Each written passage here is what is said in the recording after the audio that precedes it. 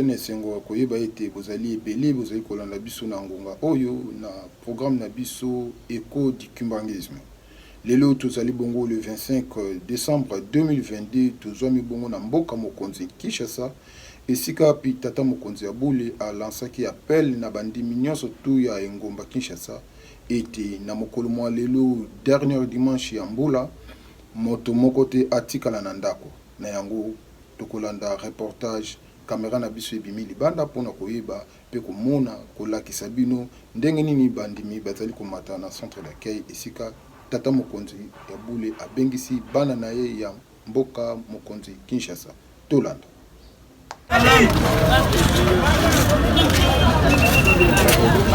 Votre papa, comment on a mis peu impressionné venir le bien mais tata mokonzi bule na komo.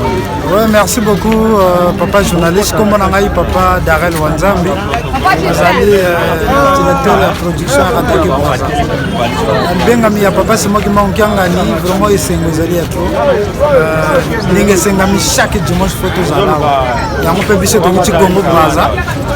Toye pona libenga mi papa c'est moi qui m'a. Merci beaucoup. Merci papa.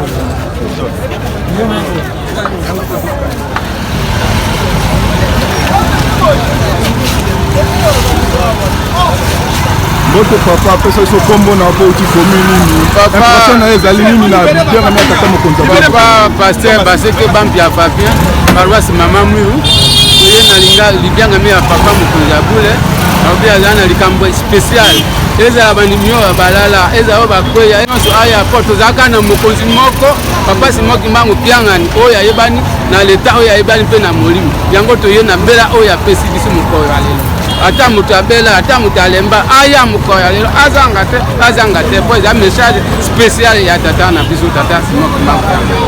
Merci beaucoup.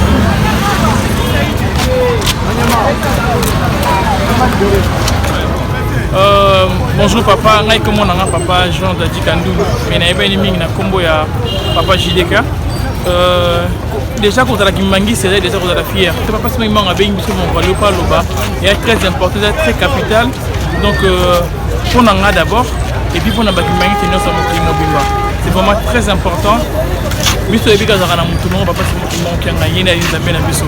Donc so ka bengi biso, quelque soit ba en politique na biso. Je dois dire faire sacrifice pour tout à la moukolango. Donc, c'est un gars ici, on a mis. Merci beaucoup. Merci papa.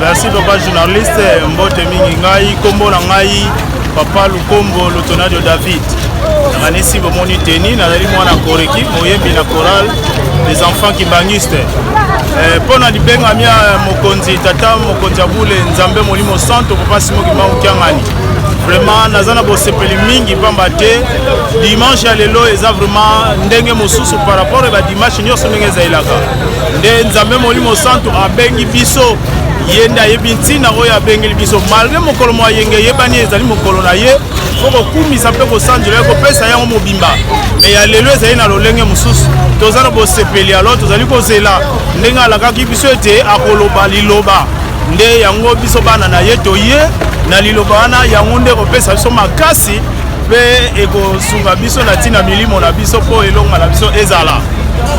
Merci beaucoup papa. Merci beaucoup to tondi bino botondi pe to sepeli mingi na ndenge bo pesi biso ngonga na bandako na bino kolanda biso utai bandeli kino to komi bon na suka kasi toki kosilisa te sanke to tombela bino mobu molamu ya 2023 tika ete tata mokonzi bule tata molimo santo papa Simo Kimbangu Kiangani apambola bino apesa bino oyo ezangaki biso na 2022 2023 ezala mbula ya mapamboli. Il y a toute prospérité, plein de bonnes choses dans ma botte na bino. Dès que tu as ça sans que tu remercier papa Simo Kimbangu Kiangani na maso salé biso ta 2022 qui nous comme na suka to nous to kota bongo mbola esika. Dès na yango tu remercier pe lisusu li botte santo pe topesi bongo bambote to bameilleur ve de nouvel an libota papa Lambert Makwemimo, mama Fifi Ndongala, papa Landu Afonso, pe bande konyo surtout mama Gali Sunda, mama Magali Ndongala, bande konyo surtout bakolanda biso pe bakopesa biso maboko topesi bino mbote nde tokutani mbala ezali koya.